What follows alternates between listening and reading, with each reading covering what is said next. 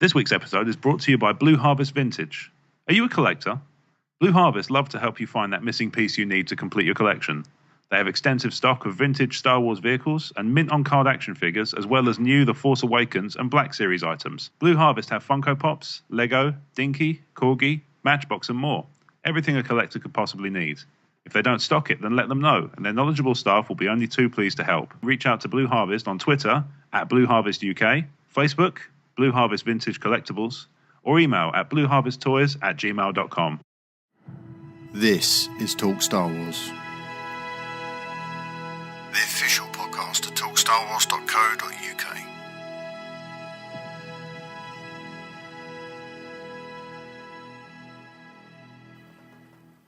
Hello everyone, welcome back to Talk Star Wars. I'm Mark.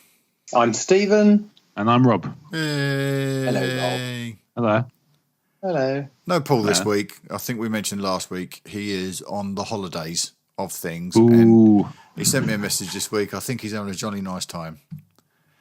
Well, that's good to hear. So Boo, it's actually beautiful here, though. So Boo, it is nice here. Glorious weather. It's been lovely today. And do you know what? I came into this room tonight to start. I did the Facebook Live before we started recording. It was beautifully bright and still. And now I'm sitting there in darkness. Although there is just turn the sun off. Too much hay fever going. Yeah. Starkiller Base is charging. You guys are really struggling with this. Tree pollen. Yeah, tree pollen. Yeah, Right? I'm suffering quite a bit. It's sadly ironic that I love trees. And they don't love you. I'll tell you what, Steve. My resolve has never been tested more than to just tell you to sod off. This week I've just been, blow it out your ass. Yeah. It's there's a young kid a German kid who years ago, when he was a kid, vowed to save 1 trillion trees, and he's on course. He keeps getting billionaires to give him money. Right. I forget his name now, but he's my hero. How's he measuring this? I think he's doing 1 billion a year at the moment, but he's planning to double it every year. No, you're missing the question. How is he measuring this? Not how is he spreading it out. How is he measuring this? What, measuring how many trees he's doing? Yeah. He can't just be going 4, 5, 6. No. Count 106,000. He gives organisations who do this in different locations around the planet a certain amount of money, and they know the cost per tree. And he's got all around the world. He's got little depots that create. At any one point, they've got 300,000 saplings, and he's just continuously growing saplings. So I guess they know. Yeah. I guess there's a bit of best guess to it. Yeah. Yeah. Well, it's not an absolute state. It could be more, couldn't it? Yeah. His name is Mr. Triple Velvet. He goes out on a limb with the numbers, I think, Out on the limb. Yeah. Nicely done. Tree jokes. He doesn't like Nice to see you. Nice to see you branch out into comedy, Steve. Oh. I'm getting back to my roots. Oh, well done. I'm going to leave now. Should we go on a different vein? Or perhaps we should just start podcasting about Star Wars. I think you should just leave. People didn't tune in here to get these second-rate jokes. Sorry, they're first-rate Where do jokes. they go? I'll meet them there. Right. I like to branch out. Before we get started, that's the last one Steve had in the bank. Before we get started, we'd like to welcome Stephen Howard to our VIP group, along with a very special VIP, Jonas Williamson, who became a VIP this week. And we'd like to thank Brittany Williamson and Jackie Williamson for liking the Talk Star Wars Facebook page. And they also, Jackie certainly liked the Commonwealth page as well, which is nice. Oh, bless her. Don't usually shout out what happens on the Commonwealth Facebook page, but it is worth your visit. Okay, that's really awesome, and that's just about all we've got from around the networks this week. We get a lot of support on the YouTube page, lots of very nice comments from people. Thank you to everyone that took the time to support us this week in one way, shape, or form. And let's get straight into the exciting stuff. So, I got an email from Dave Donovan last night, and Dave sends out these emails. I think when he's half asleep, or maybe I was about to ask what time of night was this? Yeah, it was a late one. Yeah, but they're always little gems. Everything he kicks out. So he sent this out to me last night. Storyline for a film. Obi-Wan alone in the desert. I don't know if he was aiming for a haiku with this or not, but it's I do like its structure. Storyline for a film. Obi-Wan alone in the desert. He's on Tatooine being all Jedi hermit. And then meets a woman in a local village, falls in love. There's a big love story. He can't do this, but he wants to, all that stuff. And he has to send her away, but she's pregnant and has twins. And he's put Echo in brackets. I think Echo in what was gone before in Star Wars. He sends them away for their own protection. They leave on their travels. They have Rey. Obi Walker lineage complete. Dave. Assuming she's 34 at her youngest, then yes, why not? Hang on, they have Rey. Yeah, because Obi-Wan, I think he's implying that Rey would be Obi-Wan's granddaughter. Oh, hang on. No, he's not. Right, Obi-Wan meets a woman in a local village. She falls in love. There's a big love story, all that. Yeah. Sends her away, and she's pregnant and has twins. Yeah. And then she sends the twins away for their own protection. Right. They leave. Yeah. On their travels, they have Rey. Which one has twins? Rey? I hope he's not implying. So she's a product of incest. Let's hope that's not the case. Thinking. Maybe she would I knew be there's something odd about Mary Sue with a hyphen and a banjo. I'm not. I'm not sure. I'm not sure we should look too deep into these dark corners of Dave's mind. I mean, I love the guy, but you can go too far, right? This is what's great about him, right? I know I've heard him, and he's a very eloquent speaker. Yeah. But when he writes these kind of stream of consciousness ones, when he's obviously quite tired, storyline for film. Yeah, it's brilliant. That's how I picture it. I think Dave likes the old plant matter as well. I don't think he's as keen to keep it in the ground as you, Steve. Yeah, no. He's much more about using it recreationally. No, but that is a wrong thing for us to suggest. That is also possibly libelous. So let's walk that back. Yeah, let's slow walk that back. Maybe I'll just snip that out. Is there any way we can? No, let's just move forward. I like Dave's stream of consciousness, and I do like the way he thinks. And we have spoken about the possibility of Rey being a Kenobi, and I think it adds up. Maybe not. I think it completely adds up, except for the incest thing. I think not to the structure of Dave's haiku theory, but it does add up. But for me, it's a bit of a leap for Obi-Wan to go, right, well, turns out the Chosen One thing wasn't right. Guess I better bang everything inside. It's a bit of a leap for me, you know? Yeah. And also, I don't necessarily think that he would be sat there by himself in the middle of Tatooine when spoilers Maul turns up. Spoilers. Well, it's been weeks. Yeah. It's also out in the UK now, so that's fine. Yeah. I think that's. I think we're kind of. I think that's kind of wishful thinking because we want. Well, I say we because I don't particularly want it. But I think there are some who want there to be something grander to the lineage of Rey when it doesn't. I don't necessarily think it has to be because she can be a kind of strong character in her own right. Yeah, of course. So once the sort of story's played out, it can be, you know. Yeah, it'll be. We've gone over this ground a lot, and I don't really want us to burn too much time on it this evening. But yeah, she could be either or at the moment, and I'll be more than happy. She could be Kenobi, and they could tie Kenobi's history with Satine, and you could trickle down a bloodline all the way to Rey if you wanted to. That does lean a little bit too much on understanding what happens in the expanded storytelling in the Clone Wars TV show. Maybe not everyone's going to be able to get up to speed with that. I think these stories need to be told succinctly, and that isn't a succinct story explaining that Obi-Wan actually had a love of his life and they may have had a child together. But I mean, he also broke his Jedi. You know, if we're talking about Satine, then he also broke his Jedi oath as well before the events of Revenge of the Sith, which would invalidate that film, which is not something I think they're keen to do. No. It's another one of those things of show respect to. Showing respect to the Lucasfilm kind of saga is incredibly important. Yeah, exactly. She does echo Obi-Wan, doesn't she? Because she's a hermit in a desert environment, and he was a hermit in a desert environment. Yeah, I think she's more meant to echo Luke in the first movie in Force Awakens, just because of the sort of, laziness of story writing. Sorry, is that not what you wanted to say? No, that was not the way I was going. But let's leave that there. I just thought it was an interesting. I love Dave's emails, late night emails. Likewise, I like the Late Show with Dave Donovan. I would watch the hell out of that. I would watch that so hard. Right, there's no reviews this week, but don't forget that if you want to take advantage of the Ron Burgundy policy, you can write anything you want in a 5-star review, and I'll read it on the show. So if you want to promote something, that's a place to do it, as long as you keep your comments clean. So let's get into listener comms proper, because we got a fair amount this week, a couple of voicemails.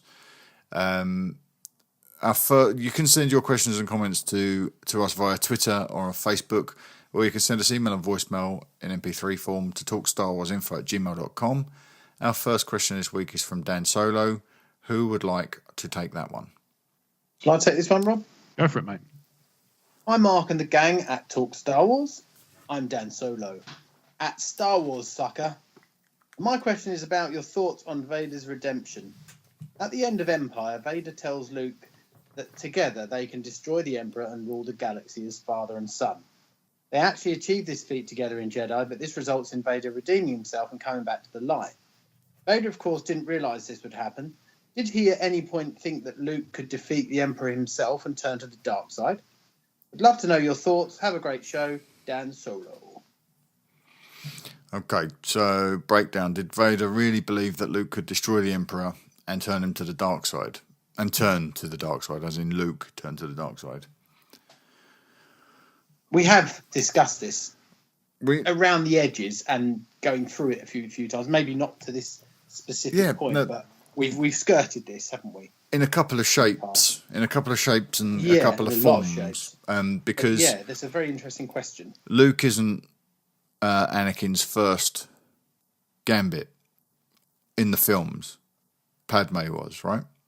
Mm. Right. Yeah. So in Sith, he makes the same plea to her as he makes to Luke later. You help me overthrow this guy, and we can be the power and use it for good. Mm.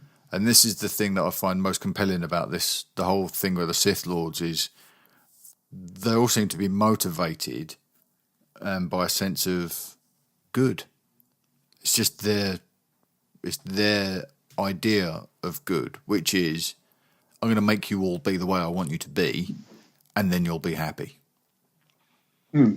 And Padme was his first goal. Sorry, Steve. No. I was going to say, do you think that there's a chance that Vader...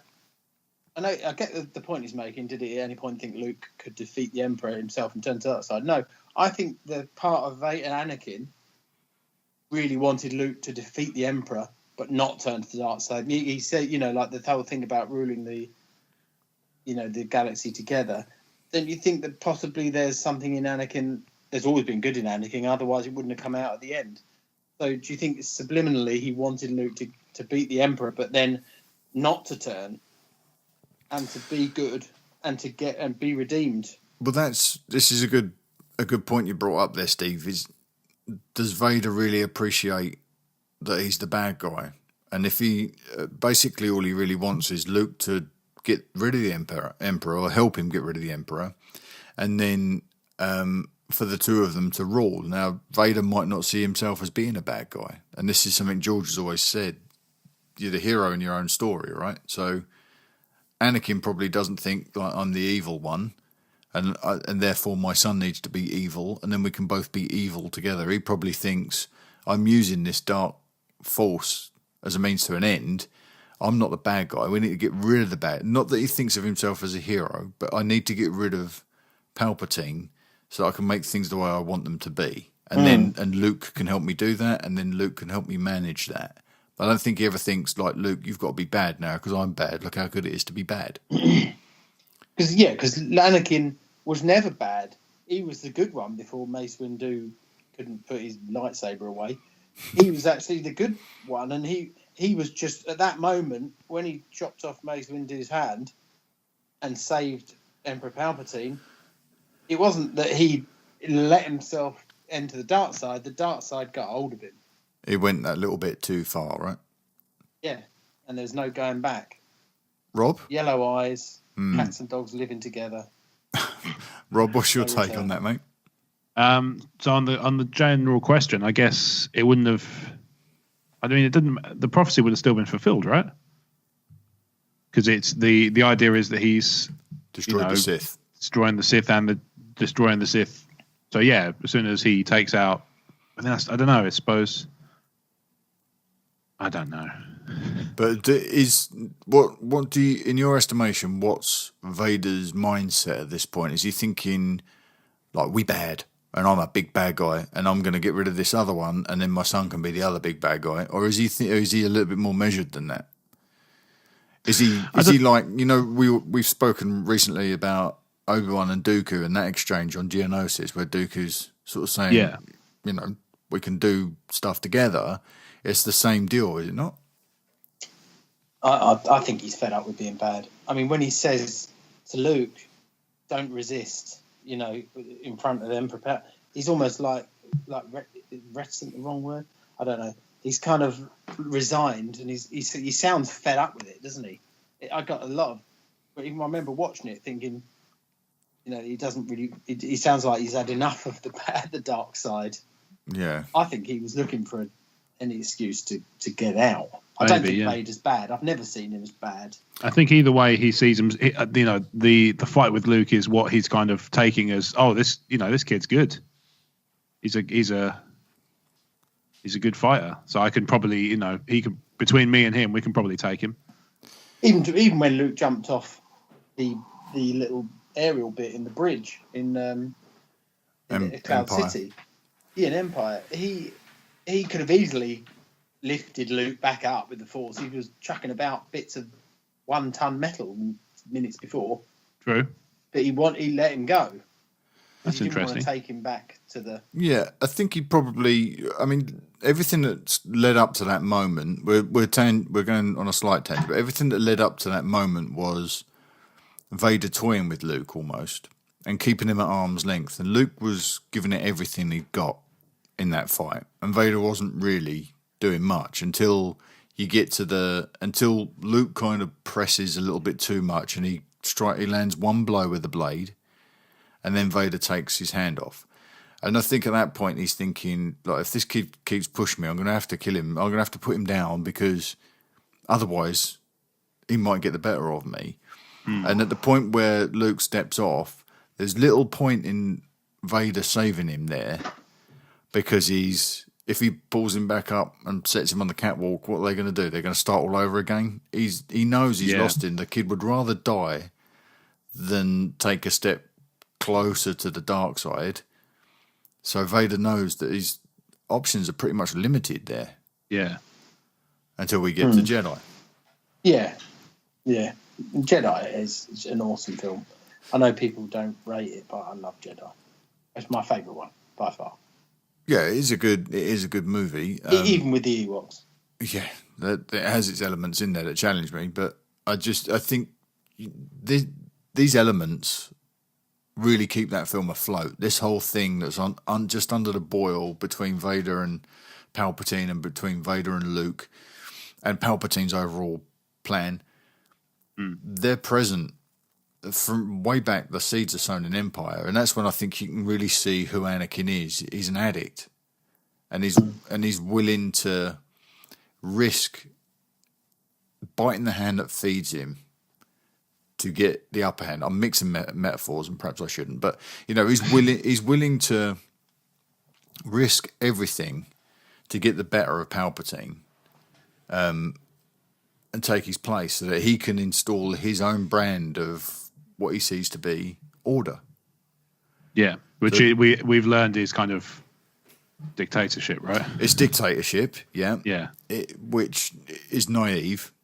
But think of where he grew up. Essentially, he grew up a slave, and then he grew up within the strict confines of the Jedi Order. He was never really allowed to become what I was going to say Padme, but really she was kind of a victim to some of that herself because she grew up like in that political structure. She never really got an opportunity to be who she wanted to be. And she mentions the artists and stuff, doesn't she? I don't know if that's in the expanded universe, but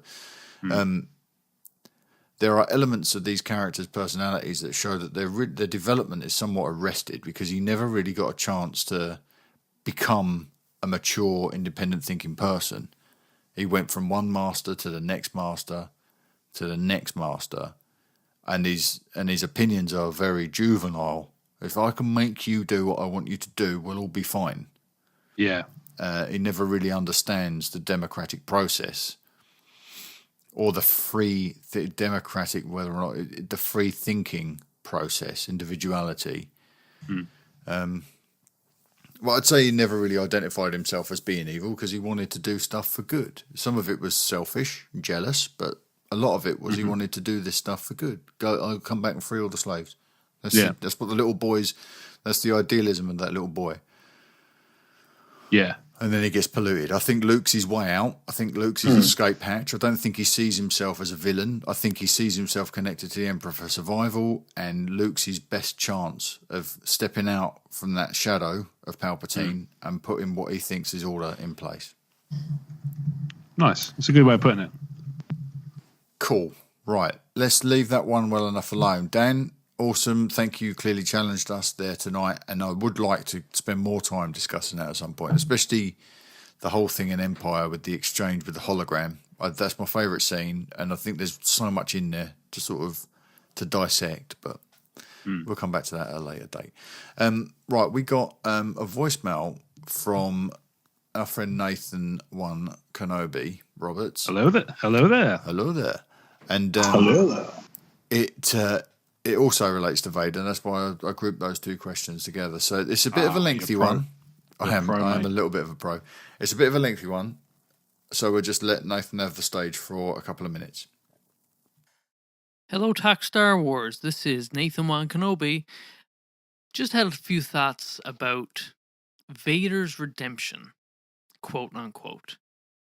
Vader's redemption is a term that's broadly used in Star Wars fandom, and I don't know how appropriate it really is. I'm sure different people put different meanings into that phrase, but it seems to me that, especially after seeing Rogue One and the absolute fury of Vader, and we also have to remember that there's 19 years of Vader prior to that moment in Rogue One, and there's another 4 years after that moment in Rogue One, where I'm sure he unleashed similar hell upon many innocent citizens of the Empire, let alone the rebels and such. I don't know if his actions in Return of the Jedi, his betrayal of Palpatine, is actually sufficient for his redemption. Now, maybe that's just my own morality and I have high standards, or I don't know. But I think we should describe it as Anakin's fulfillment rather than his redemption. Anakin's redemption. Or Vader's redemption, whatever you want to call it. I don't think redemption is a good word to use because I think it's debatable as to whether or not he could be redeemed after what he did as Darth Vader all those years. So I think Anakin's fulfillment is a much better way to describe what happens in Return of the Jedi. He fulfills his destiny as the Chosen One. And I realize there's a whole other can of worms when you bring up the Chosen One debate. It's my opinion that Anakin is the Chosen One. But if that is the case, even if he's not the Chosen One, he's fulfilling his purpose as a Jedi.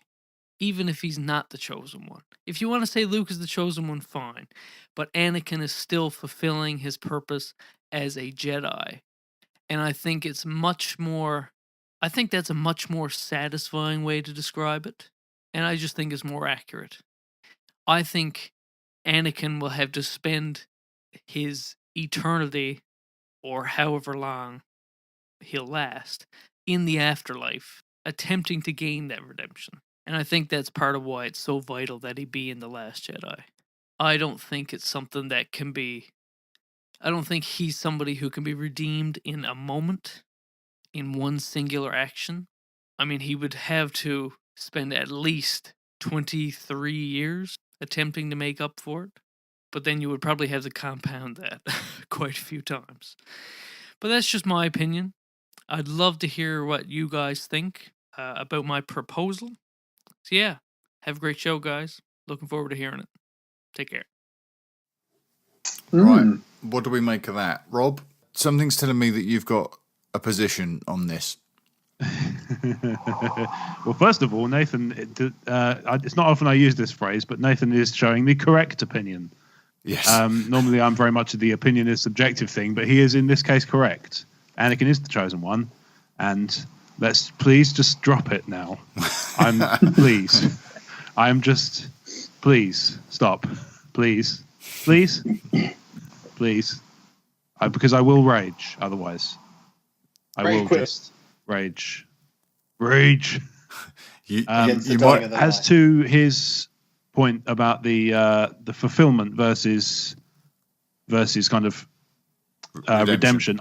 I get what he's saying. I mean, it's, I suppose people use the word redemption because it's almost got the kind of, he's come back from the utmost darkness. And fulfillment, I think fulfillment relies too heavily on the prophecy element of it, whereas redemption is people kind of use the redemption as a kind of overall catch-all for his kind of character arc and his return to the light. Mm-hmm. So I don't know. I mean, I can understand what Nathan's saying. I get what he's saying. It like I say, it's very much you look at it from the point of view of the prophecy, and then fulfillment makes far more sense. It does, and it does with some of the expanded storytelling as well from season 6 of the Clone Wars. It the becoming one with the Force and retaining your identity after death is pitched to Yoda as a reward.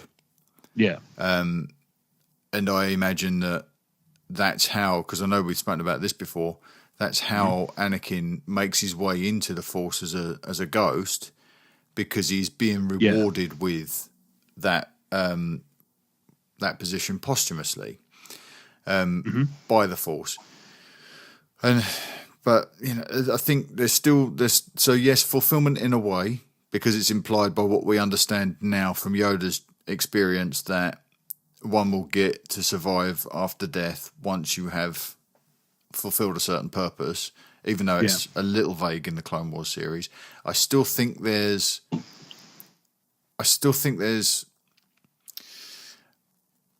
more to support the redemption arc than Nathan's question acknowledges. But Steve, let's get your take on this before we get into that.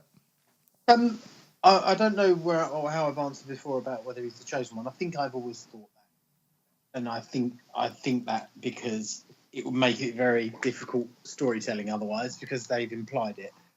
So I think I'm with you guys about the chosen one thing. It did make me think of something else. Can you name any baddie in Star Wars that you feel sorry for, other than Darth Vader? Yeah. Like, there's plenty of baddies throughout Star Wars, and I've never felt sorry for one of them, but I've always felt sorry for Darth Vader, even in the prequels. When you think, and he mentioned 19 years there as Darth Vader. Now, that's Darth Vader with no friends, no one to talk to. The most emotional character in Star Wars was Anakin, especially in Episode 3. He was a wreck all the way through. You got a highly emotional person with no friends, not only on the dark side, but literally, physically in the dark inside a helmet. Like, that's got to mess with anyone. He has got, like, he is a good character. He's just been consumed by the dark side and forced into this prison of darkness. There's no way anyone could be good. That scenario, is there? So I think possibly there is room for him to be the chosen one, even in The Last Jedi. Maybe The Last Jedi is about him. Maybe that's something, maybe it's not about any of the characters we know in The Force Awakens, or maybe The Last Jedi is Darth Vader.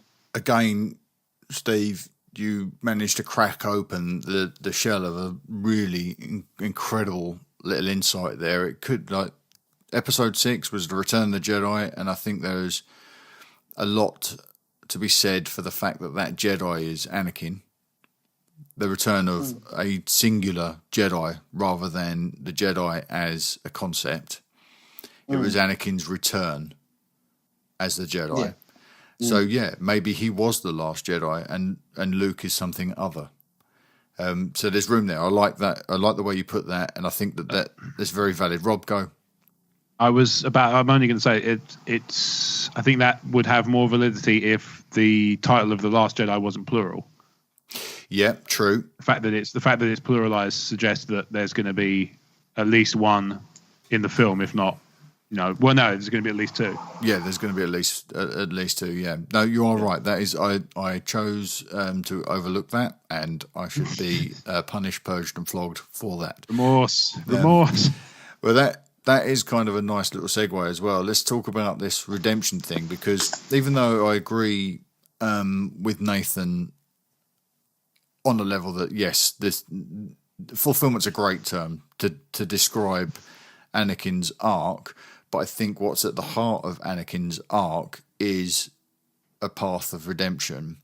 And like Steve said, when he spent 19 years locked inside a suit of armor, being haunted by the decisions that he's made, he was basically in purgatory. It's a very Dante-esque thing, and it can't be an accident that a lot of this took place on a lava bank.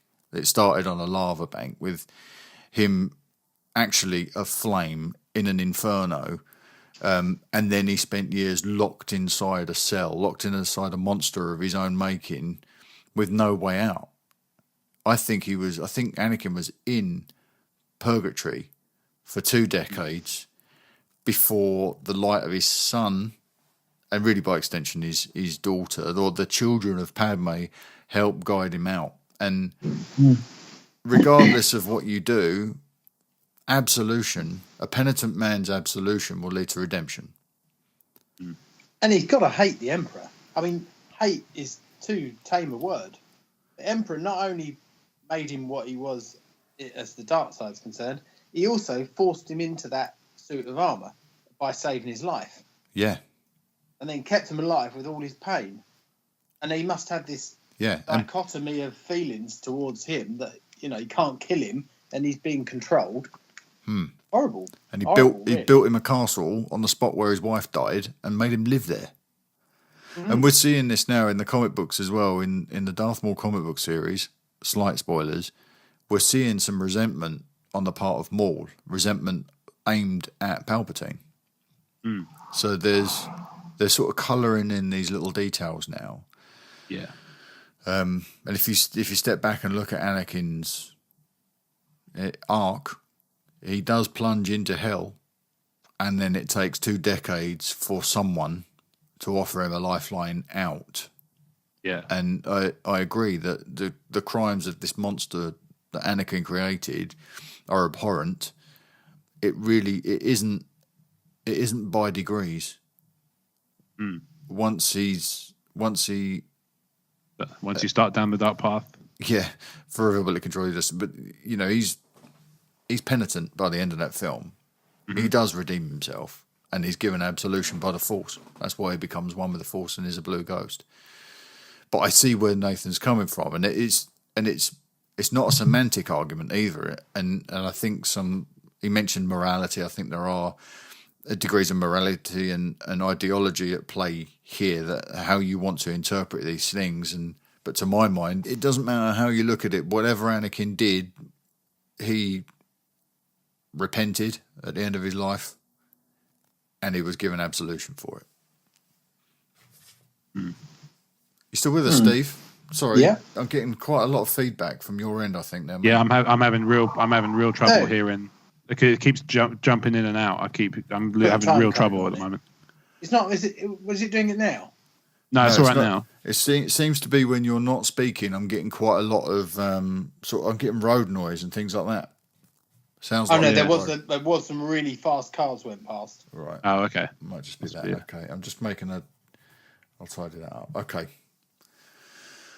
Right. So I think that's a subject that's probably open to quite a lot of interpretation. I hope we've given it its fair dues, and and Nathan, thank you for bringing up something that's quite deep and quite complex, that hides inside Star Wars. That I think you can only get to when you've got a certain perspective, right, from a certain point in your from life. From a certain point of view. From a certain point of view. Right. Okay. Thank you, Nathan. Is it, Thank you, guys? Nathan. Have you had everything to say that you wanted to say on that subject before we move on? I don't want to give it short. Okay, brilliant. All right. Who wants to take? And this is from Andy Smith. Who wants to take Andy's question? Go for it, Rob. I'll go for it. Yeah. Yeah, go for it. So this is from Andy Smith, and Andy writes, "Hi guys, I've been listening to you guys for a while now, and just wanted to say thanks for keeping me entertained on my long drives at work. You're very welcome. Now, I know there's been some speculation that we may be getting an Obi-Wan movie, and you have spoken about it at great length on the most recent podcasts. By the time you get around to this question, Mark, the lucky bugger, will probably have heard the news from Celebration either way. But I ask you this. If we do get one, and it introduces us to a young Luke and Leia, who would you like to see cast in the role of Luke? I'm not going to ask about Leia, as the only person that can be cast in that role is Millie Bobby Brown. And if any of you think otherwise, you are wrong, and I will take you down like Luke takes down Womp Rats in his T-16. Keep up the good work, and remember, through passion you gain strength. Thanks, Andy Sith." Oh, nice. he's nicknamed himself. That's nice awesome. touch. The Smith Lord. All right, let's talk about this casting of a young Luke and Leia. Let's get the Millie Bobby Brown thing out of the way first. I'm all for that. Do we like that casting? I'm totally on board with it. No, I've got no issues with it whatsoever. I mean, there may be others who could also do it, but I would be fine with that. And she wants to do it as well. She's actively sort of campaigning. Oh, does she really? Yeah, oh, yeah. Nice. She really wants to do it. Steve, you still with us? We've not lost him, have we? I am. Sorry. Okay, I had mate. you on mute so that you couldn't hear the cars going past. Oh. I hope it isn't a case of the Anthony Ingram brothers, though, where they don't go for the obvious. Well, what do you think? What do you think of Millie Bobby Brown first? Well, when I hit my finger on the screen, hold it down for 2 seconds, and hit paste, and then hit search, I'll tell you. Oh, are you putting? I've never heard of her. Oh, she's 11 in Stranger Things. Oh yes. Oh yeah. Yeah. Amazing. Yeah, perfect. She really wants to do it, and there is some artwork somewhere. In fact, it's on our Facebook page, I think. Wow. Of her. It really makes sense, doesn't it? Yeah, she's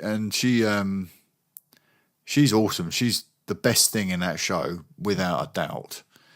And I think she would be great. I'm just going to try and get this artwork out. So let's put in Leia if I can spell it. I always have trouble with Leia. Why don't you, Rob? Let's talk about the casting of young Luke. What do you think? Who do you think would be? What's his name? Sebastian Stan. That's the one. He's maybe a little old for prequel era Luke. Yeah. So like sort of pre A New Hope Luke, rather more accurately. I don't know. You need about an 18-year-old actor, don't you? Really? Depends how far back you go. I mean, if we take Millie Bobby Brown as a lead there, she's what, very early teens, I suppose. What would you say, 14? I guess so. 13. Oh, I'll get a date of birth if you like. So we might need to find somebody that age, if that's who we're going with, in the same movie. Born in 2004. No, that's no good. Trying to look at. Well, I've got a comfortable position on the fence.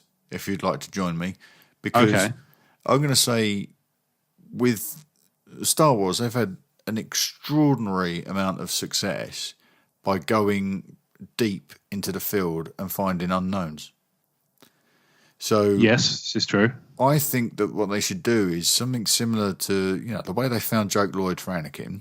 Whatever your position on that casting was they did like this huge casting call, and they went out and they looked at thousands of kids until they found somebody. They had a reference. They had headshots of Mark when he was young, like Mark Hamill when he was young, and they found somebody that kind of looked like him, and that was the pool that they drew on. They just found somebody new, and that would be the best way to go if you're going to bring Luke in to an Obi-Wan movie, and we're talking about Luke at sort of 11, 12, 13.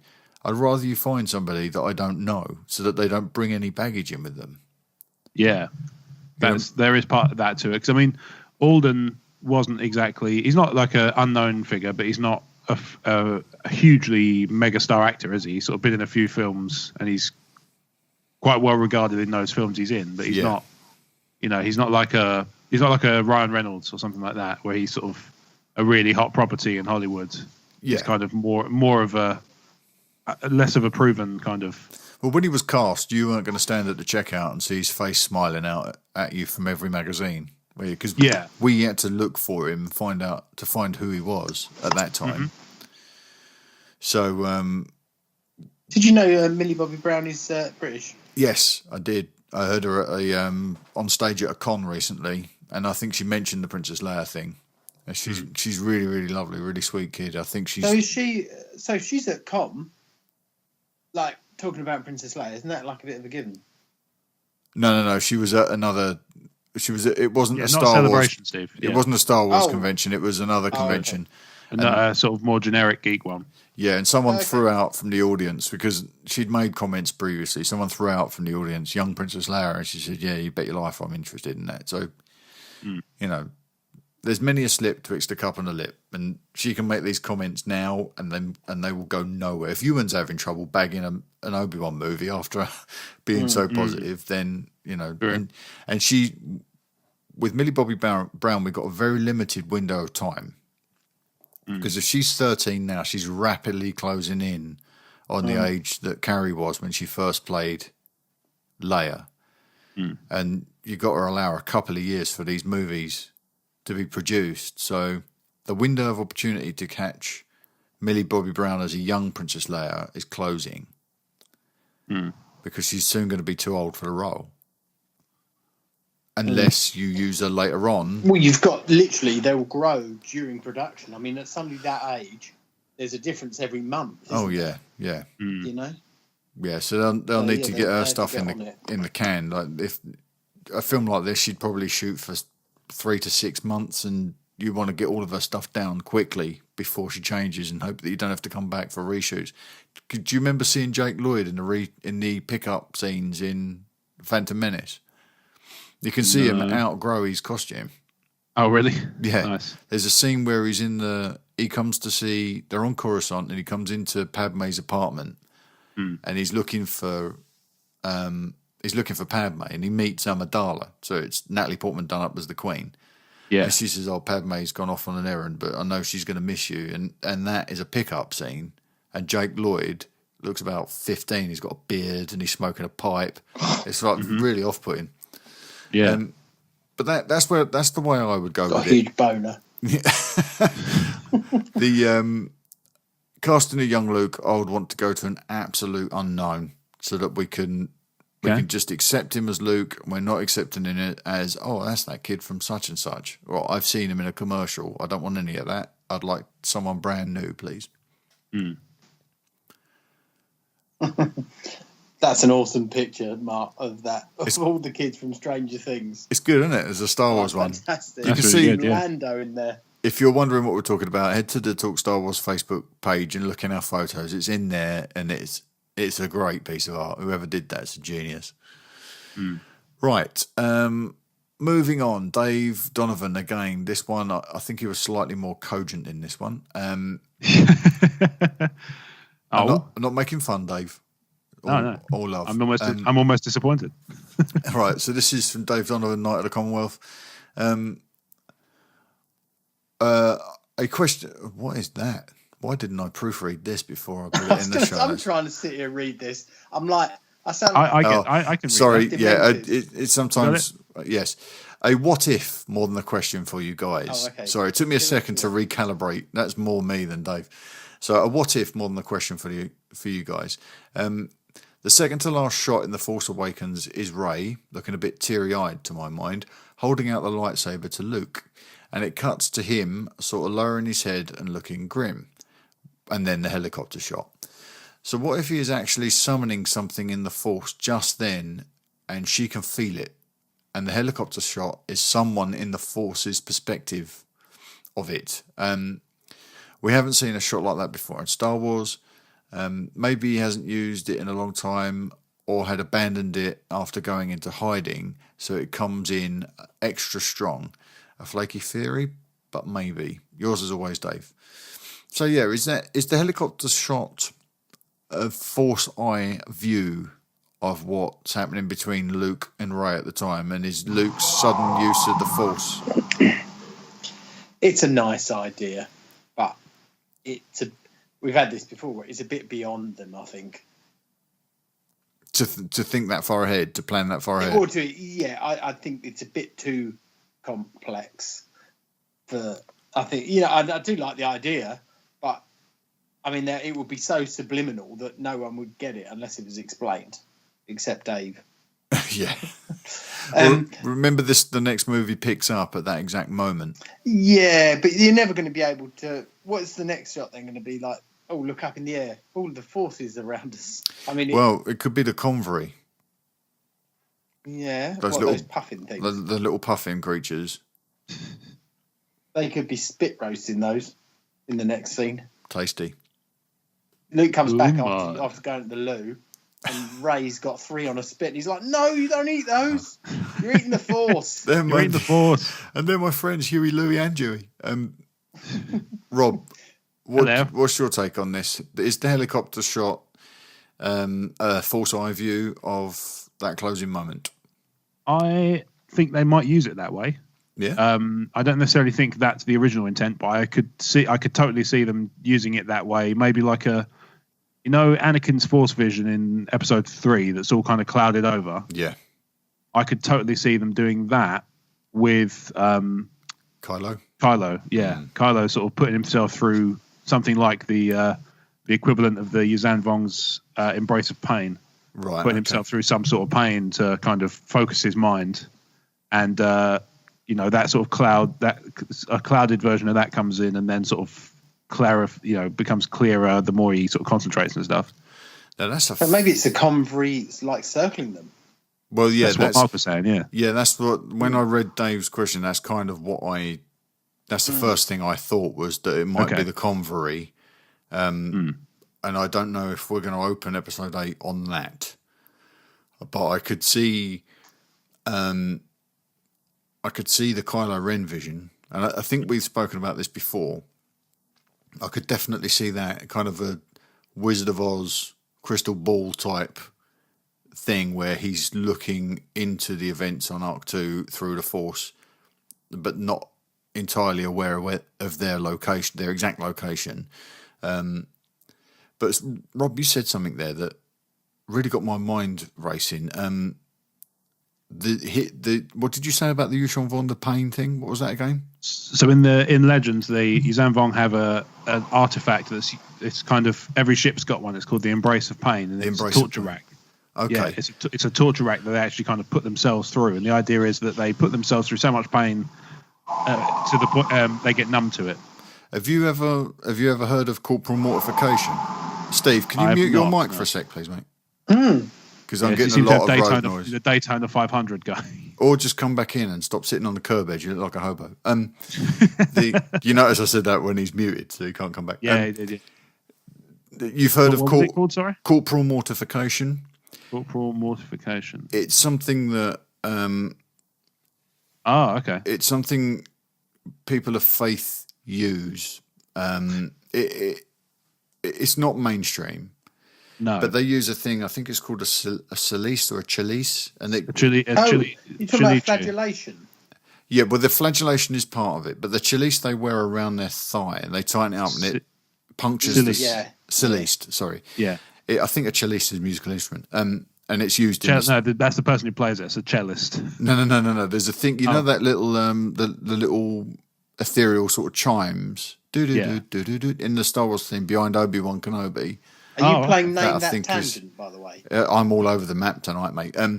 So corporal mortification. They use the Celeste thing to puncture their flesh and they bleed, and it's to remind them of the pain that Christ endured on the cross. Now, it's very niche, and I'm not questioning whether or not that's right or wrong. It's up to people what they do within their own faith.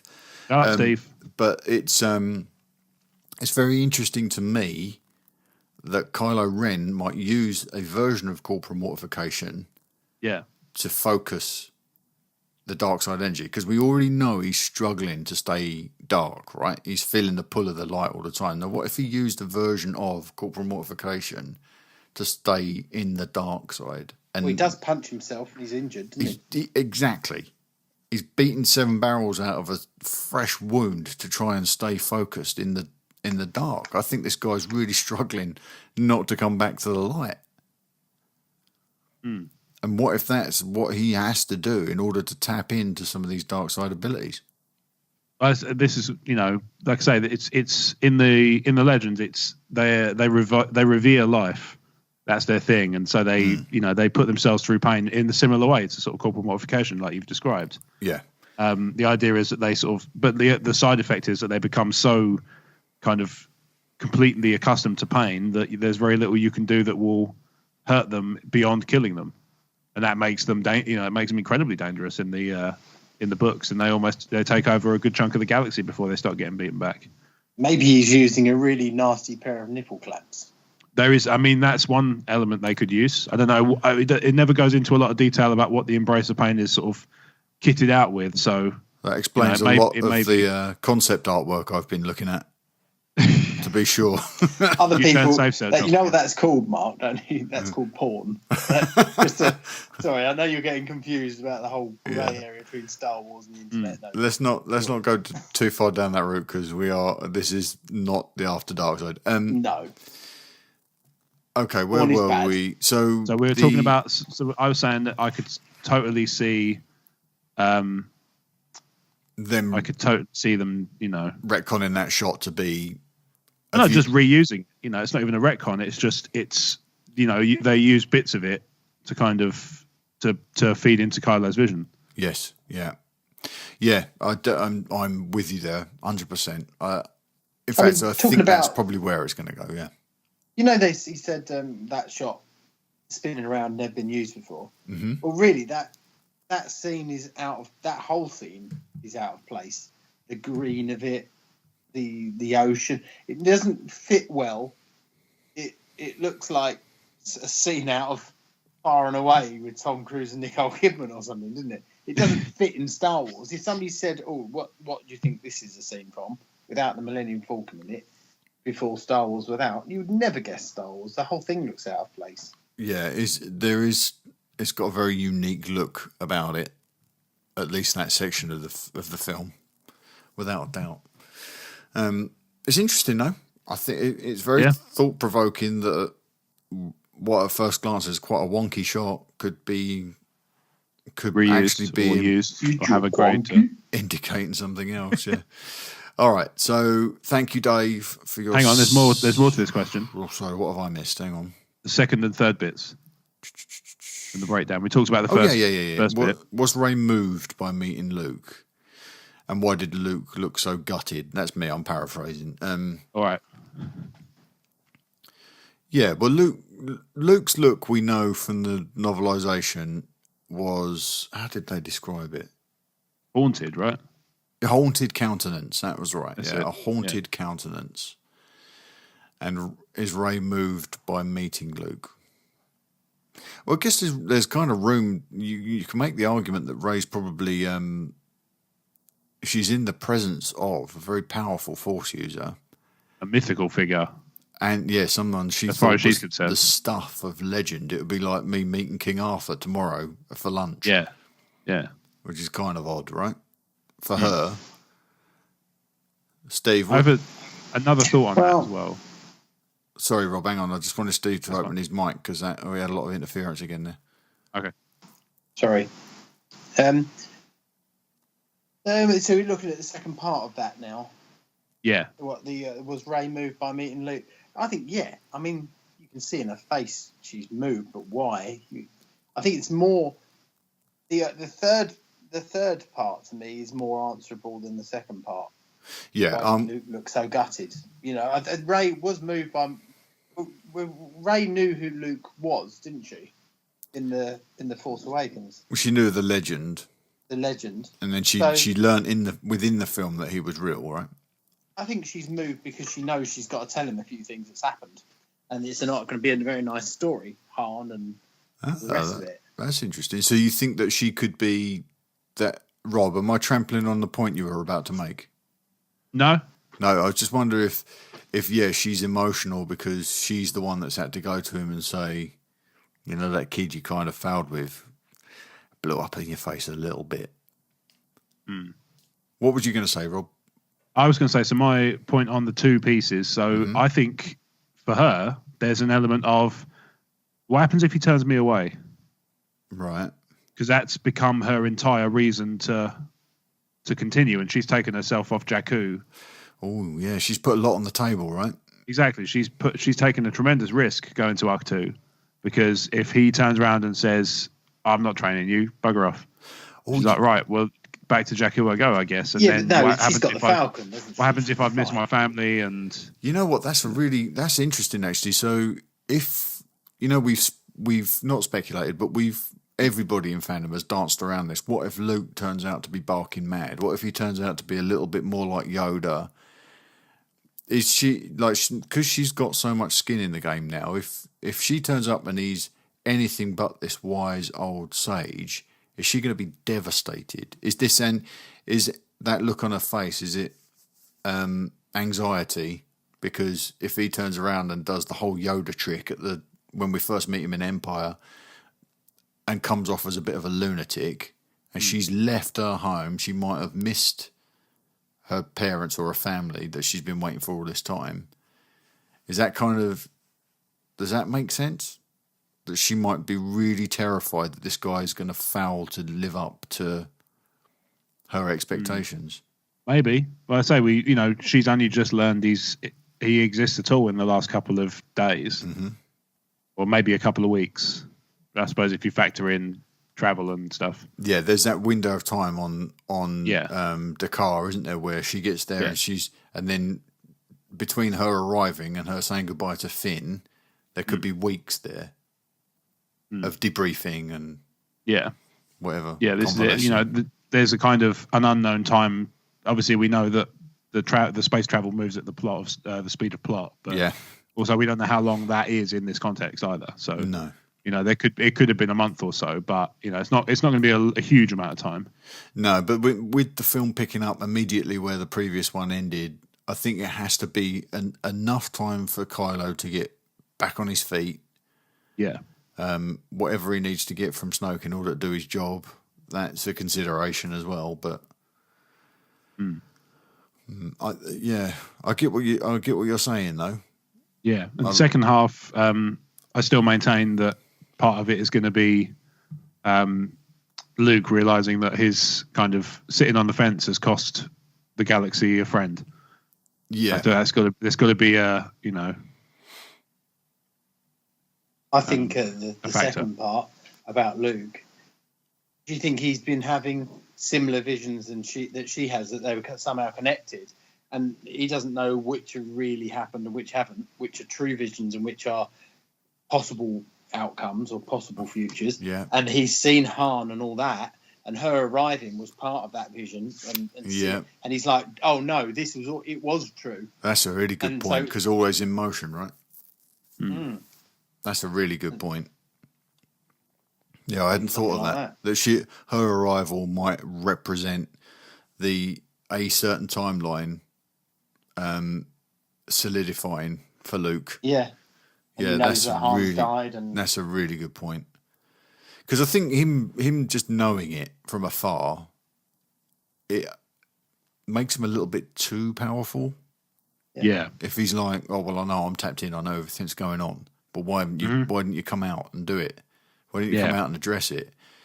And the haunted part, I would think, is kind of, if you think of his thought process, if he sees her and he thinks, oh God, that is the option I didn't really want. This means A, B, and C has happened because they're the visions I've been having.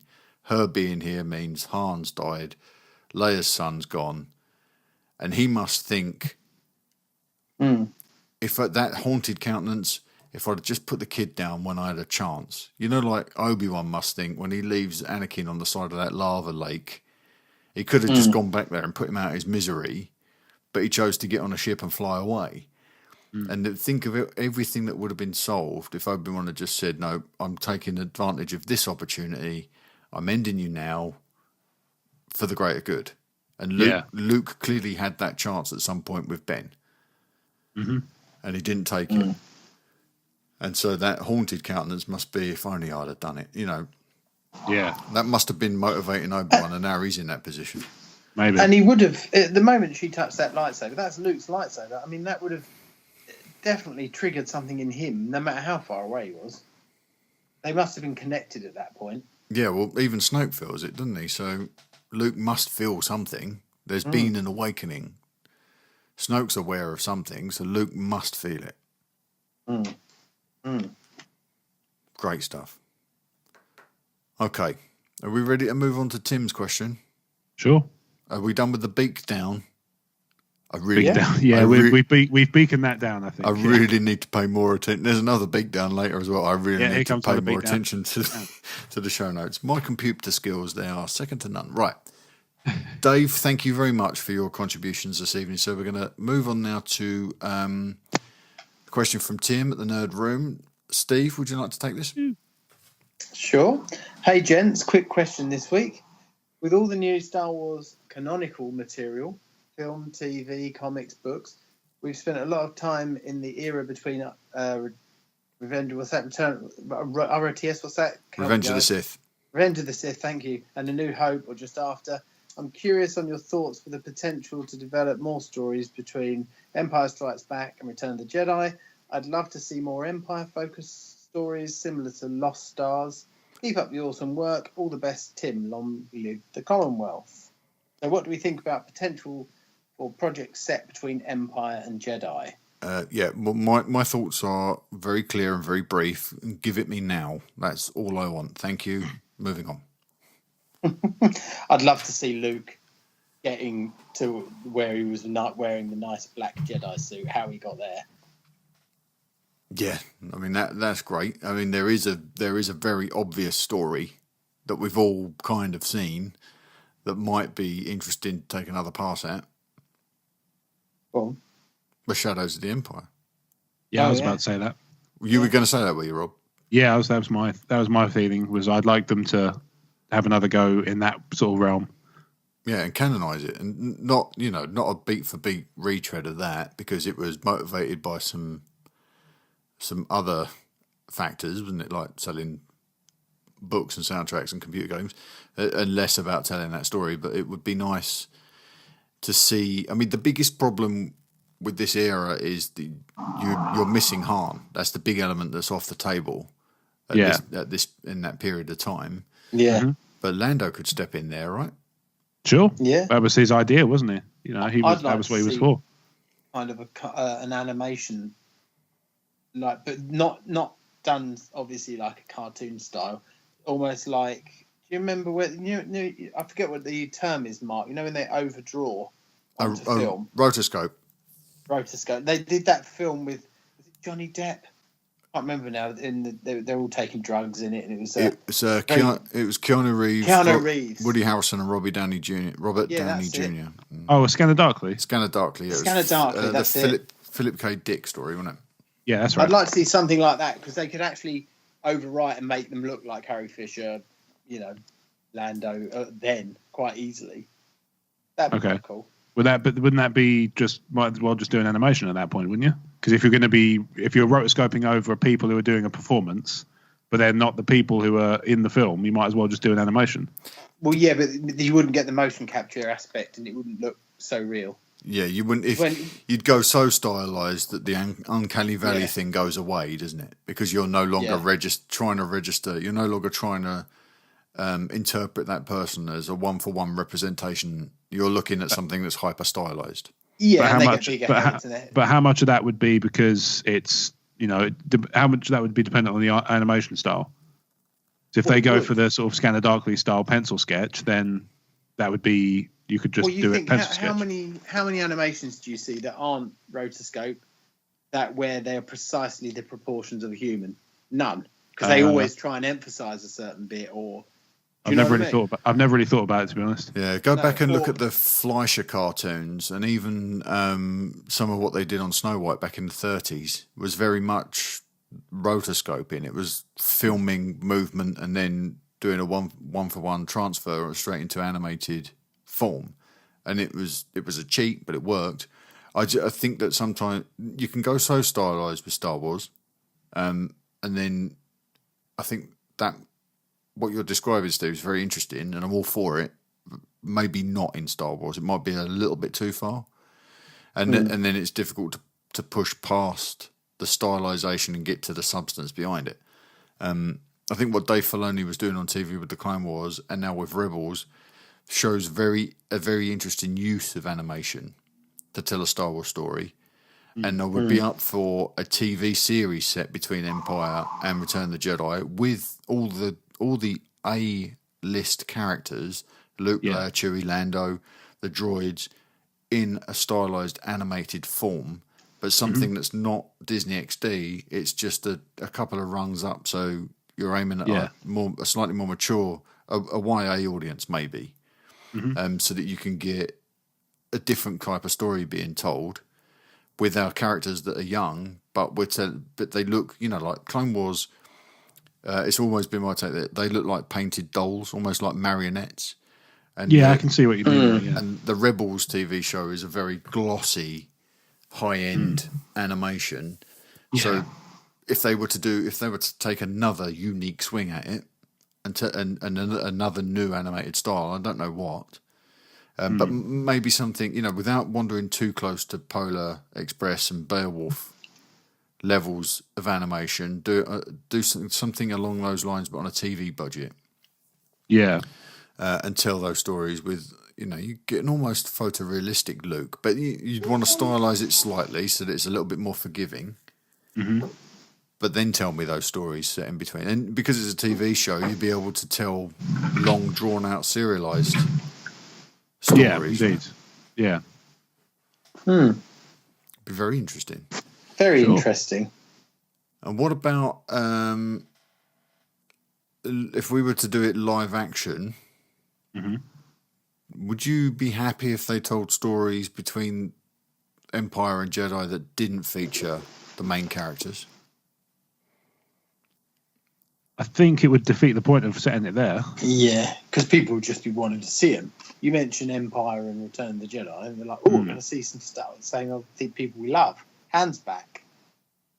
Or not hand, but that kind of feeling. Like Han's back. He's not doing much, but you he's can back. still see him frozen in carbonite. You could have a bit of it that is the journey.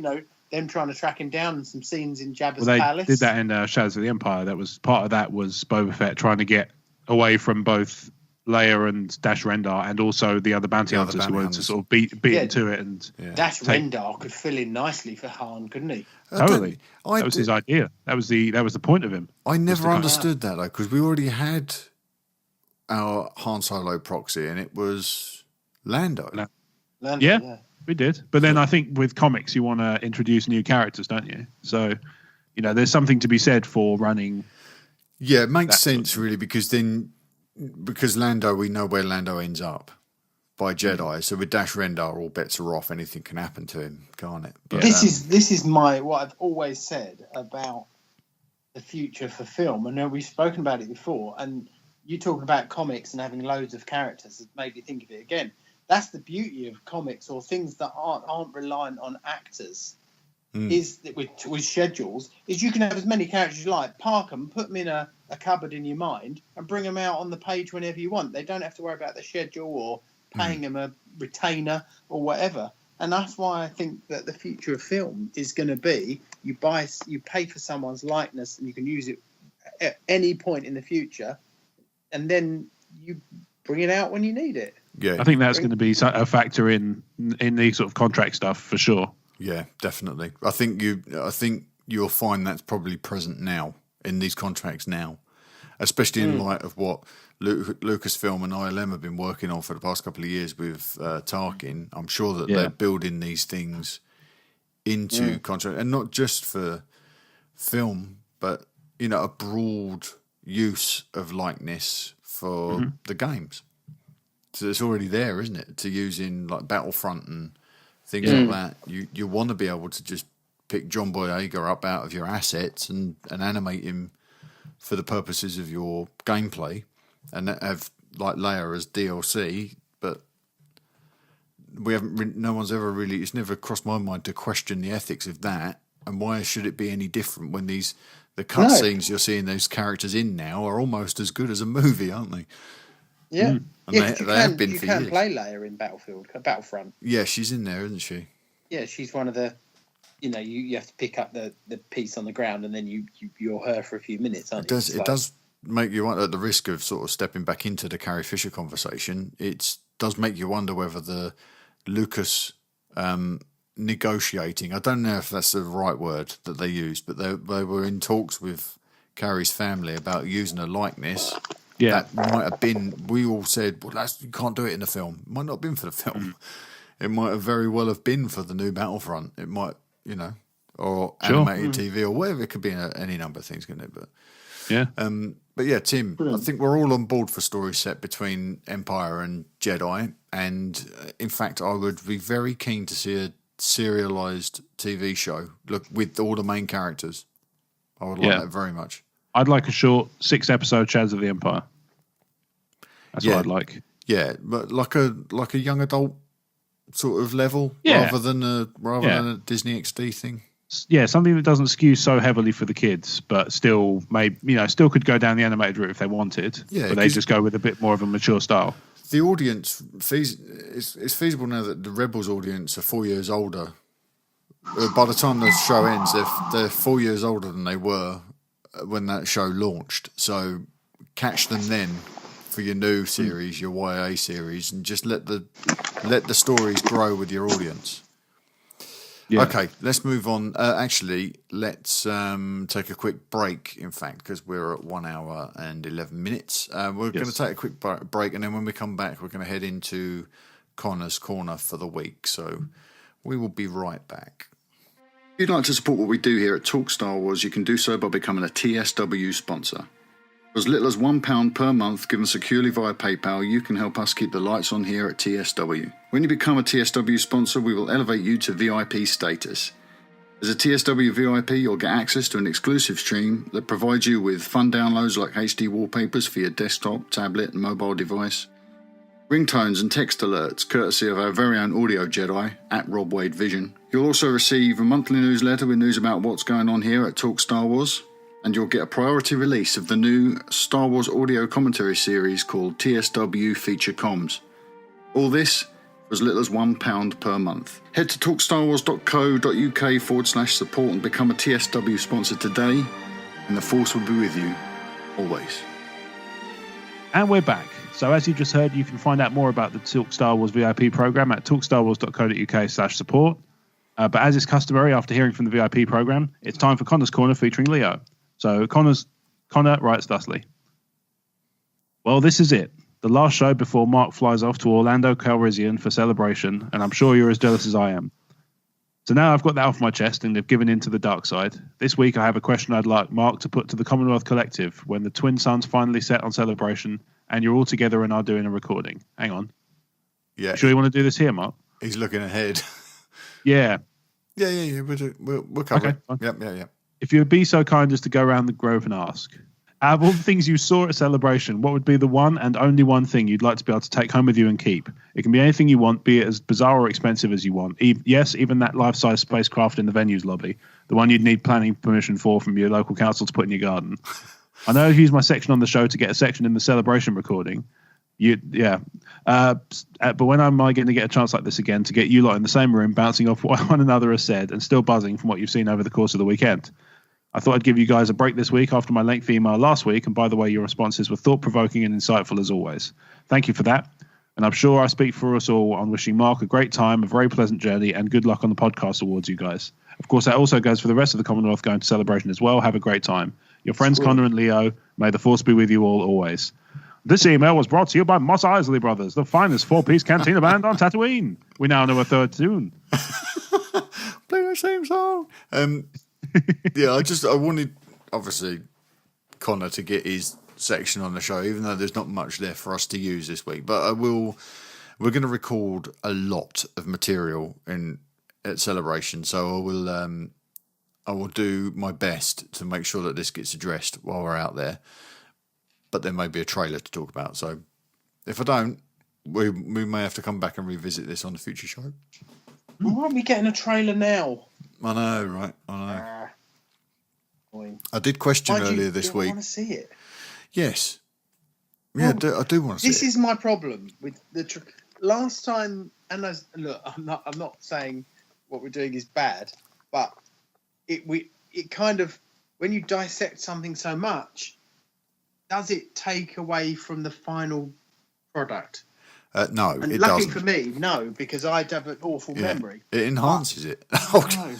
No, to me, all this discussion and all the research and reading an absolute torrent of emails every day, it just enhances it for me. And it doesn't. Once I get in there and that fanfare starts, I'll forget everything that I've done leading up to it, and I'll just get carried away by the movie. So it doesn't worry me at all. That stuff. I kind of knew we all knew harm was dead by continuously talking about it. That's an example. Well, we'd all concluded that was where it was going. We hadn't seen anything to sort of imply that, though, had we? Even in the trailers. No. We hadn't seen any evidence to that effect. But no, although his, where goings and toings and comings and goings and whereabouts were making it a little bit obvious, weren't they, at the time? Yeah. And things were said, weren't they? The things were said like 30-odd years ago that were the foundation for the theories that Harm was leaving. But, yeah. But on the subject, coming off the back of Connor's corner there this week, we'll just get into our celebration bit, shall we? Because I think there's a couple of things in here that we're really gonna have some fun talking about. I think, because something came out so we're going to do a Star Wars celebration. Something came out on Friday after we'd recorded episode 63 about Hayden Christensen being confirmed to appear at Star Wars Celebration Orlando on Thursday, which is the 40th, celebrating 40 years of Star Wars panel. So what does this mean? What does this mean? You know what we were talking about last week about about Anakin's Force Ghost and how we felt he should be in the movie. Is Hayden's appearance, is that an indicator that he's in The Last Jedi? Well, I think so. Rob? Because I think it's a strong indicator that he's not done with Star Wars generally. Maybe not necessarily Episode 8, but I think he's certainly a piece of. He's important somewhere in the coming movies. Okay. Maybe Darth Vader will be in the Obi-Wan movie. I was going to say, like, you could very easily have flashbacks to sort of their boyhood days, gallivanting around together. I mean, they could both. I really feel sorry for him pull it as an actor. A Catherine Bigelow Clone Wars movie. Just putting it out there. Yeah, he's not. He doesn't look that much older. No. Than he did. No, he seems. They both seem to have this magic time portal that. Well, the thing is, they aged you and up in Sith, didn't they? There you go. Yeah. And now he's he still doesn't look quite as old in real life now as he did in that movie then. So. It is kind of working out in terms of the timeline. And he is a good actor. We've said this before. He's an awesome actor. That's why I hate the fact that he was typecast from those movies, It really ruined his career. I don't know about typecast, though, Steve. You've seen the variety of work that he's done. I mean, he doesn't do any work at the moment. Well, I can only remember one film of note that I saw and liked, which was Jumper. And I really liked that movie. But other than that, he never got any A-list stuff, did he? Wait, with what's her name? Jessica Alba. Was Jessica that right? Alba, yeah. Yeah. But he also did, was it called Glass? Shattered Glass? It like a drama. Nothing really notable, though. He's a real, he's like a proper working actor, almost like a character actor, really. He's just inside this matinee idol form, and he carried with him one of the biggest franchises in the world. So I'm not surprised. Yeah, but he carried with him the most contentious franchise in the world. Well, most contentious chapter of it, I'd say. There is that. Yeah, it's the most debated of all the. He was probably the most debated actor in the most debated section of Star Wars in history. The mass debated. And then people were calling debated him all the time. Mannequin Skywalker and stuff. And I just, we're big Hayden Christensen supporters on this podcast, and the news that he was going to be at Celebration just made all the gears turn for me at once, and I thought, this is it. The guy's back. He's in this movie. Are you going to get a spoiler? Are you going to see him in a trailer? Well, thanks, Steve. You just set me up like the true pro that you are. I think yes, and this has added a bit of weight to my feeling that we're going to see the trailer earlier than the Last Jedi panel. Okay. Because I think it would be. I mean, they're banging on at the moment about do not miss the 40th anniversary panel, right? Yeah. That's what's coming out of Lucasfilm. Pretty strong. Do not miss it. Why? It's either going to be George is going to come out on stage, or maybe George and Harrison are going to come out, maybe Ewan's going to come out in his robes with his lightsaber and say, yeah, I'm back, baby. Or they're going to play the trailer at that panel, not the Last Jedi panel. It makes sense something. to me. They're going to announce something, aren't they? For sure. They've got to announce something. I think there's still some gaps in the schedule where there could be other panels. Yep. Where there'll be. Oh, in fact, there's one that's just dropped while we've been recording. Actually, you want to hear it? Yes, please. Yeah. It's a conversation between Felicity Jones and Forrest Whitaker. Oh, that's going to be interesting. About Rogue One. That will be interesting. Yeah. But there's bound to be an opportunity in there for them to announce upcoming projects if they intend to announce upcoming projects. But there's a gap next year, remember, for D23, where there is no celebration, where I think that might be more suitable for Disney to announce a slate of upcoming Star Wars movies. This might be about what we're actually dealing with, which is still quite a lot. Remember, we've got The Last Jedi. They're still decompressing after Rogue One, clearly, because that panel you just announced. And we've got Han Solo, and we've got Episode 9. Potentially we're going to have a new animated series in there. I think there's a lot of news, that there's a lot of stuff to be spoken about, that we run the risk of drowning it out if suddenly we say, well, here's another slate of films, and these are the directors behind, this is the Boba Fett film, this is the Obi-Wan. There might be too much. There's so much. There is such a thing as too much. The thing you have to keep in mind is that we've heard rumblings that Alden signed on for 3 movies, so there's only one that's actually been talked about so far. So he's either got to turn up somewhere, or that report is bunk. Well, no, it doesn't have to be bunk, because you can sign an actor to 3 movies and not use him.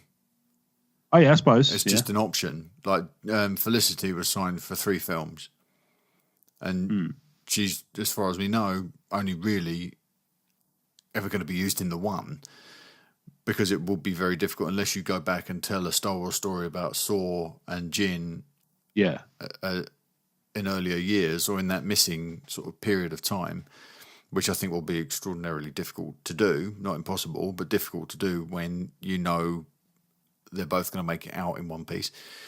But I think announcing more content at Celebration when you've already got a lot of content to pick over, might not be the way to go.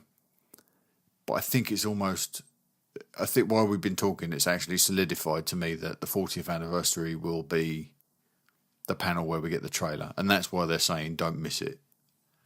And the reason they'll drop the trailer there is because Anakin is going to be revealed in it, and they want Hayden to be able to speak freely on stage at the 40th anniversary panel without talking around, will you or won't you be in Star Wars again? Yeah. So it's best to just get to the start of that panel, say, look, here's the Last Jedi trailer, and then while we're all crying, here's Hayden Christensen. Yeah, let's talk to him about what we've just said. That's what I see happening. Okay, interesting. I don't know. Steve, have you got an opinion on seeing this trailer early? Not really, mate. I mean, I'd like to.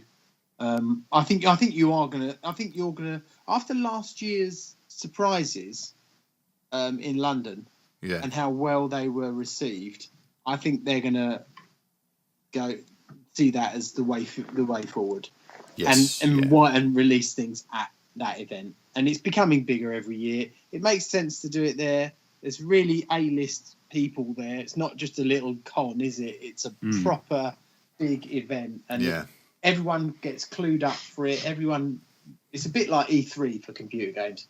You know, that's the place to do very it. much so, yeah. You know, and I think that's where you're going to see it. Yeah, and, totally agree. I think you're going to have a riot over there, you lucky bugger. Yes, no, you're right. On all counts, you are absolutely right. So the next point just further illustrates just how lucky I am. So I am going to be at the Star Wars Rebels panel on Saturday, and earlier this week I got an email inviting me to a press conference as well. So I'll be able to go to the press conference after the panel, and I'm also in with a chance of interviewing Dave Filoni, who runs the show. I've said yes to it, but I've got a feeling that they might prioritise on-camera outlets, because that was part of the email. Will you be doing the interview on camera or not? And I think they want to get a bit more mileage out of on-camera outlets rather than just some little monkey with a podcast.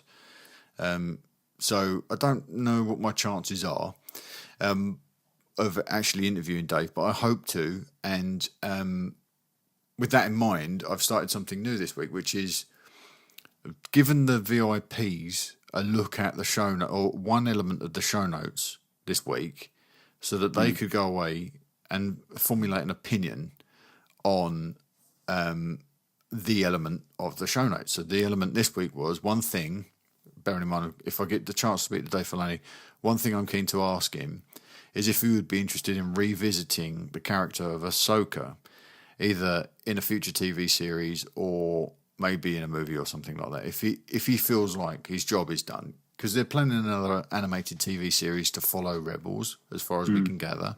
And if they do that, will he tell the Ahsoka story in that animated TV show? So I kicked this out to the Veeps just to ask if I could get some input on that. And this is what we got from Matt Keegan. Hi guys, Matt here. In regards to the Ahsoka cartoon, if it comes off, I'd be very keen to see that. Dave Filoni seems to be able to pull some magic at times, especially like the Clone Wars.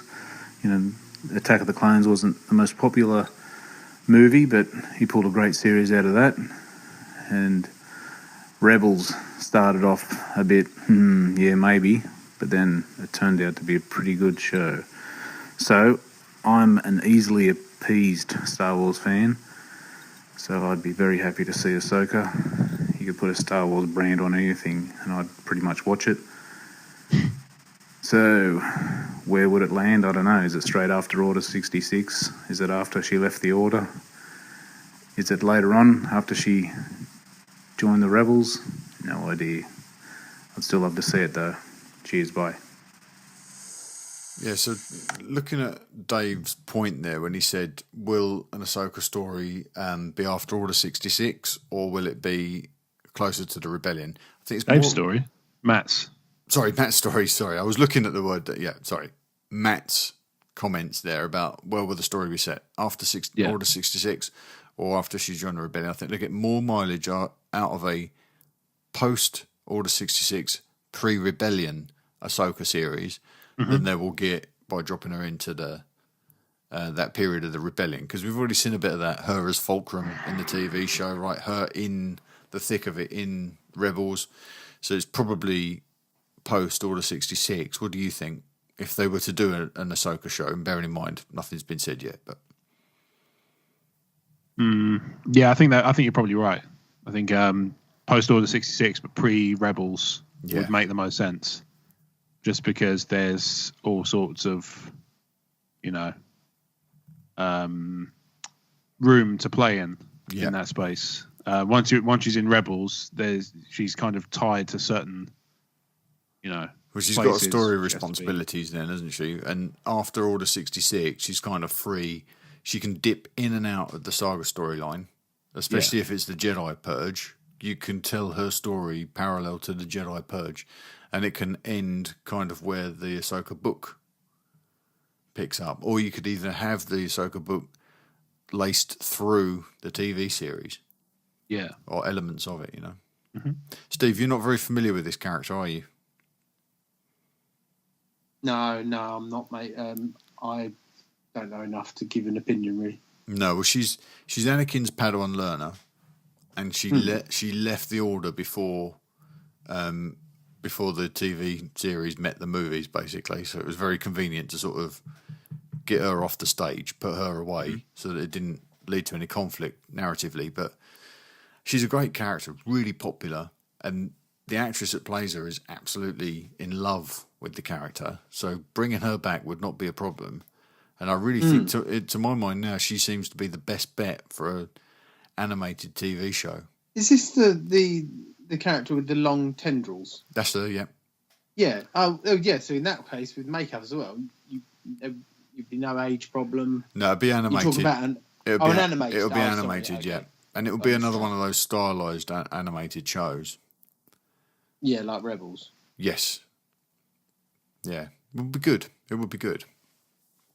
But anyway, that's kind of what I'm going to be up to on the Saturday at Celebration. Hopefully, I'll get some mileage out of it. Hopefully, I'll get to speak to Dave. I think that Sam Witwer is there, definitely there. Mm-hmm. And there's a mystery guest at the Rebels press conference. Okay. Pretty sure that's going to be Sam Witwer. So maybe I'll. Could be Ashley as well. Could be, yeah. Depending on where they go, if they make any announcements about future shows. Because I don't know, it could be any number of things. So I'm going to try and be as prepared as possible, depending on who I might get to speak to. But we shall see. I should know before I go whether or not I've got an interview. So, but we'll see. Right. Wow, that'd be cool. The rest of this episode is going to be spoilery because we're just moving into Last Jedi. Potential spoilery. Potential, yeah. Should say potential. I don't have anything on Han Solo this week. Okay. But we have a couple of interesting bits on The Last Jedi. So, as Rob said, there's potential for them to be spoilers. Nothing is set in stone yet. So if you'd rather jump out of the episode now, we understand, and we will catch up with you next time. But as we move forward, beware. There may be stuff you don't want to hear. Okay, so The Last Jedi. Looks like we have a new Star Wars planet named for The Last Jedi. It was it's the planet that they filmed the majority of location shooting for. This location was shot in Dubrovnik. There were some sets in Pinewood, but the majority of it was done on location. And it's the place with all the well-lit arches, the old medieval sort of stonework, and then those well-lit futuristic arches, and it all looked like a big casino. MakingStarWars.net have said that they've heard this planet referred to as Canto Bight. Okay. And according to Jason from MakingStarWars.net, that is the name of this place. And I'm pretty sure we've heard that Luke ends up there as well. But that's where John Boyega was on the back of that big cat monster, that big cat horse thing. Do you remember seeing that in some spy shots from the set? Mm-hmm. He was on top. No, I don't. It was like this never-ending story type thing that him and Kelly Marie Tran were riding. It's pretty cool looking. But I just thought a thought hit me when I was reading Jason's piece the other day. Doesn't that sound like a casino planet? Doesn't it sound like the kind of place you'd imagine an older, semi-retired Lando Calrissian to be running? Yeah, it does sound. A space casino does sound very up Lando Street. Doesn't it? It sounds awesome. An awesome place for him. Especially as Cloud City is probably tainted, and also I imagine it's still quite lucrative when it was working out well. Yes, well, Cloud City. Yeah. Probably an Imperial or a First Order held facility now, I would have thought. I don't really know. Yeah, I mean, I have this vague feeling that there's talk of it somewhere in Empire's End. Oh, really? Okay. I'm not sure though. I don't know. Maybe not so much. Oh, here we go. Yeah, I didn't read it, but apparently I'm not going to go into too much depth. But apparently there is an excerpt in Empire's End that deals with what happened to Lando. So. Oh, really? There is kind of some closure on it. Oh, I'm gonna have to look into that. Then I don't really want to have to read that book, but I will look into it. I get what you mean. It's the I find the present tense writing style very jarring when I'm reading, and not a fan. It's not my cup of tea. The writing style is not my cup of tea. But there you go. So I like that idea. I'm intrigued by this, and I think we're gonna come back to that planet in a second. But before we do, let's again from making Star Wars, because Jason continues to be the most sterling source of mouth-watery news when it comes to these new Star Wars movies. So they had some news about the Benicio del Toro character, who Mike Zero had thrown a bunch of stuff in the air and decided that it was called Vikram Fett. Well, that's not what this source is telling us, or telling Jason at Making Star Wars. He's said to be this grimy-looking character. I think the code name was DJ. He's said to be a very grimy-looking character with a long coat, a Han Solo-style belt, and a bill-less cap. But that image of that character is said to be at odds with the ship that he uses, which is said to be sort of really high-end, luxurious, almost like a yacht, kind of like an Apple product. The aesthetic sort of echoing the design of the Stormtroopers. You know, they were described as being somewhat Apple-like. Yeah. And it put the aesthetic of those two elements is put at odds, which I think is pretty cool because it makes me wonder who he is and whether that ship is his or if they steal that ship or if the image that he's projecting is a facade and he's actually not this grimy weasel. And then the third part on our news tonight, the last part of our news, is that there's talk of a prison on Canto Bight. Yeah. And we'd seen some police or some security that may or may not be related to that planet in some spy shots. Yeah, I've just. Did you see them? On that? No, I saw some news about it, but I do. There's one thing on there. So I'm just reading from Making Star Wars actually. Is this what's written on their caps? A few people pointed out that it says CBPD. Yeah, and that sounds awful. Like, why would you have it? It's the galaxy far, far away. Don't use bloody inventions like that. It's rubbish. Unless they're going to be replaced in post-production, and that's just for reference. A bit like maybe. Alan Tudyk was wearing that grey and white checkered body stocking. Yeah, I see what you're saying. Perhaps it's just I'd be right for blocking purposes or something. Yeah, like I say, if that's what they've got on their thing in the final movie, I will find that a bit. Yeah, that wouldn't happen. That wouldn't, because it would be Orabesh, wouldn't it? If they're going to use exactly. Yeah. I know Jason wasn't explicit in his post, but maybe someone had seen it in Orabesh and decoded it and translated it back into English for us. But yeah, maybe. But there's also a suggestion that this prison on Canto Bight may be where Del Toro's character crosses paths with Finn. So, do they boost him out of prison? Because we're definitely getting I'm getting the impression that Finn is on some sort of James Bond-like mission. Right. And he's out there sort of tapping into resources. Like, we know he's working with Kilimiri Tran because they get a lot of time together. And we know that he crosses paths with Justin Theroux, that we spoke about last week, that he's a hacker or a slicer, as they call him in Star Wars. Mm-hmm. And maybe Del Toro is just another resource that he uses to get where he's going, whatever his objective is. Yeah. Potentially, I don't know, locate Kylo Ren maybe, locate Snoke. Could be any of those things, couldn't it, right? Mm. So I'm very interested to see how all this stuff ties together. This Canto Bight sounds quite interesting. But sorry, weren't they saying though that they were going to he was going to break onto a ship? Yeah, there was some stuff done. There was some stuff shot on a yacht, just off the coast, wasn't there? No, I don't know. That would be quite interesting. I'm pretty sure that we've seen, if not Mark, we've seen Luke. We've seen a body double in the robes in Dubrovnik. and there was a couple of guards that looked like the Imperial Red Guard in Dubrovnik. Yeah. So I wonder if Luke and Ray end up on that location as well, as well.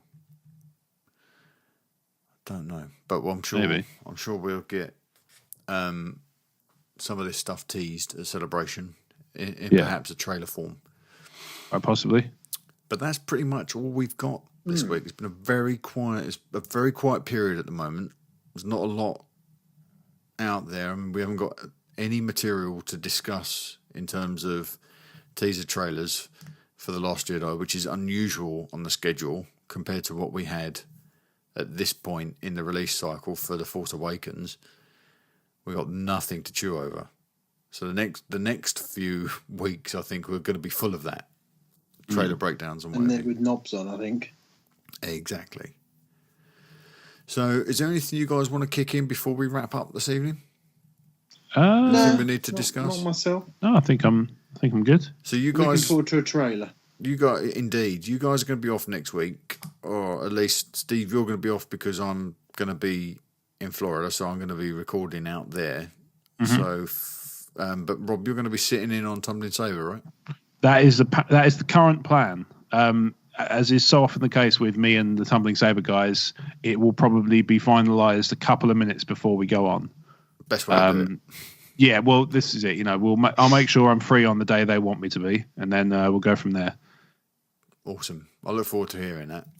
Well, hopefully, as long as it goes ahead, I'm sure it'll be a great time. I think it was last time. I had a blast. Yeah, you'll be picking up more from us at that time than you did last year, because our weekend was cut short last year because we had that drama with Expedia, didn't we? Oh, yeah. So we didn't make every day last year. We only got the first day and the last day. So this time I think you'll be drip fed from each of us there, bits and pieces to discuss. So there might be a bit more for you to sort of chew over there. But I have enough people on my Twitter that will tell me the stuff that I'm sure I will have no problem finding the news where I want it. And I'm aware that they're going to be live streaming a lot of the major panels as well. So you'll be able to see them on YouTube.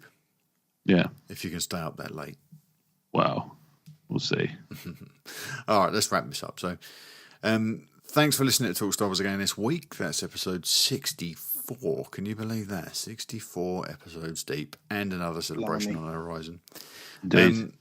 Don't forget to leave us a 5-star review in iTunes and take advantage of that Ron Burgundy guarantee. Whatever you write in your 5-star review, I will read as long as it's clean. So if you want to promote something, your podcast or your blog, that's the place to do it. You can email us your questions and comments at talkstarwarsinfo@gmail.com. That's talkstarwarsinfo@gmail.com. Or you can reach out to us on one of our many social channels, such as Twitter, Facebook, YouTube. That wasn't me. And Instagram. Yeah, that was. Well, it wasn't me either, but it was on my end. It was your speeder bikes. Yeah, that's all right. You can email us your questions and comments at talkstarwarsinfo@gmail.com. Or reach out to us on one of our many social channels, such as Twitter, Facebook, YouTube, Instagram, and many, many more. With that said, guys, where can people find you between shows?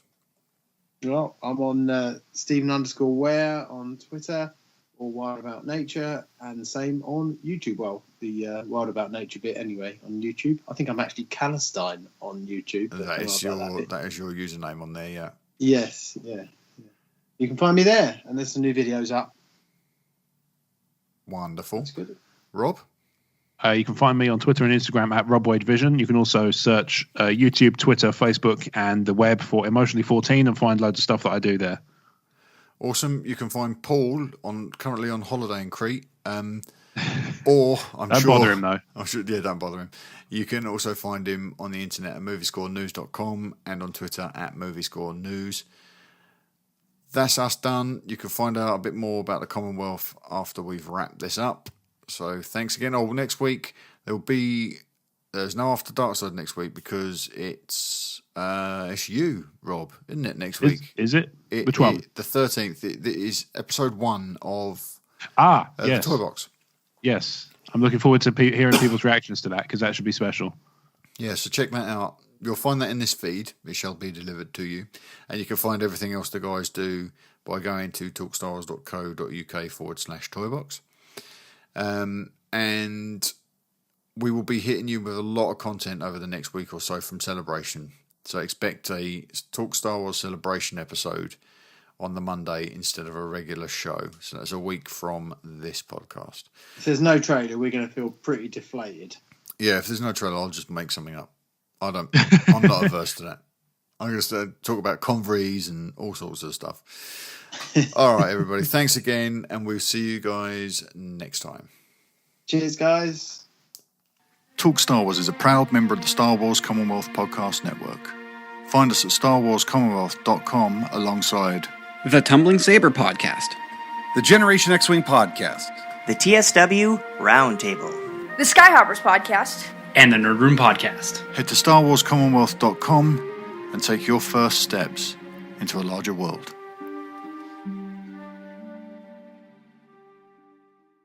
It's